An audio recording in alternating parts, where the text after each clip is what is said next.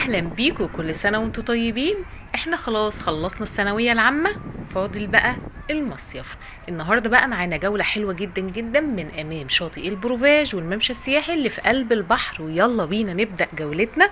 وما تنساش تدعمني بالاشتراك في القناة. معانا النهاردة شاطئ من اجمل الشواطئ اللي موجودة في اسكندرية، وهو شاطئ البروفاج. شاطئ البروفاج ده عبارة عن كذا بوابة جنب بعضيها. شاطئ سياحي، سعر التذكرة فيه بتكون 25 جنيه للفرد. ال25 جنيه اللي حضرتك بتدفعهم دول بيكونوا مقابل كرسي وشمسية وترابيزة، بتاخدهم مجانا في الشاطئ، وكمان وحدات خلع الملابس والحمامات بتكون مجانا. معانا دلوقتي الممشى السياحي، ده الممشى السياحي اللي في قلب البحر اللي اتعمل لسه جديد السنة دي.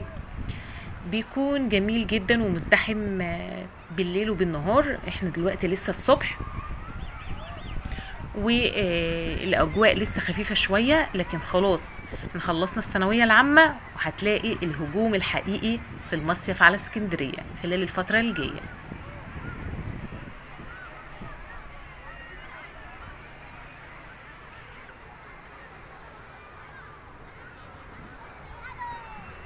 اسكندرية جميلة جدا، جوها رائع رائع رائع اليومين دول.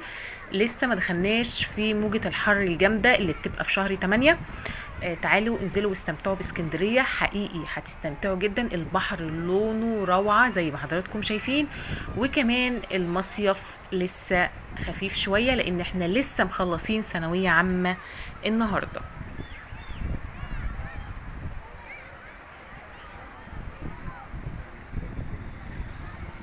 القناة عليها شقق كتيرة جدا للمصيف من ملاك الثقة، وكمان عليها أماكن فسح وخروجات لإسكندرية.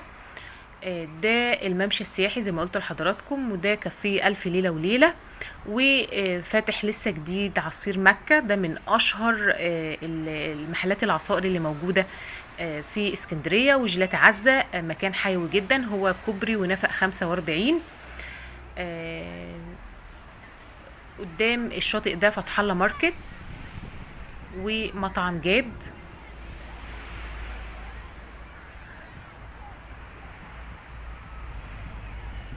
في مكان مخصص للعبة الراكت موجود في المكان ده. اي حد عنده هواية لعبة الراكت بيجيب حاجة الراكت معاه وبيلعب مجانا على شاطئ البروفاج.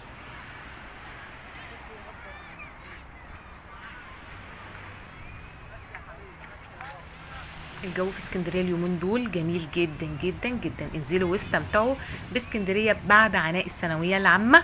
اسيبكم بقى مع صوت البحر كده، وما تنساش تدعمني بالاشتراك في القناه واعمل لايك.